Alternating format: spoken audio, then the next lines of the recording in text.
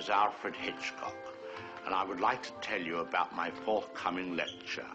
It is about the birds and their age-long relationship with man. It will be seen in theatres like this across the country. In my lecture, I hope to make you all aware of our good friends, the birds. Theirs is a noble history, and through it all, man has played a conspicuous part. This cave drawing is one of man's earliest sketches of his feathered friend. One can see at once the loving care with which the artist depicted his subject. The story of man and his friends, the birds, is filled with many fine examples of ways in which these noble creatures have added to the beauty of the world. Take this plumed hat from the period of Charles I. How proud the birds must have been to have their feathers plucked out to brighten man's drab life. Here we have a later model, a refinement of the first. Here man, or rather woman, thought enough of the birds to have an entire one as a decoration. It's quite dead, of course. Naturally, the egg plays a very prominent part in my lecture. Not a word about which came first, however.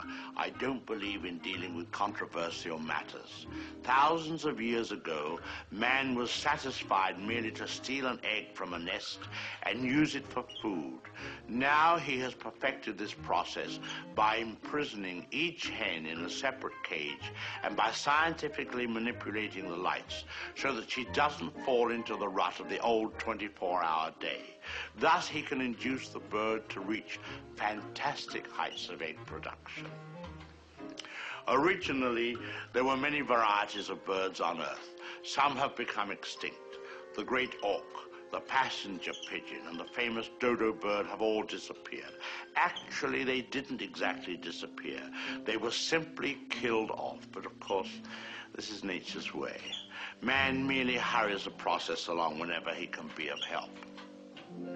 Man and birds have been responsible for a great many advances in our civilization. For example, the bird was the inspiration for the invention of gunpowder, and it was his speed that brought about the development of the shotgun. But man has not been unmindful of his debt to the bird. We have honored our feathered friends in many ways. We cage birds and show them off proudly in most of our zoos. And the turkey is traditionally our guest of honor at Thanksgiving.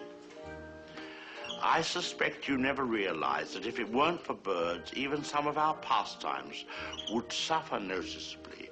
Duck hunting, for example. Granted, bagging a fellow hunter can be diverting, but the supply is rather limited. I hope you don't mind if I have something to eat, but I'm rushed today. Planning the lecture has been most educational for me. I've begun to feel very close to the birds and have developed a real sympathy for our little... What was I saying? Oh yes, I've come to feel very close to the birds and have come to realize how they feel when... I don't think I'll eat just now. Hardly proper with all of you here. Surely the birds appreciate all we've done for them. Don't you? Beautiful cage, fresh water, no other birds to bother you, none of that blinding sunlight. Oh! Now, why would he do that? Most peculiar. What on earth?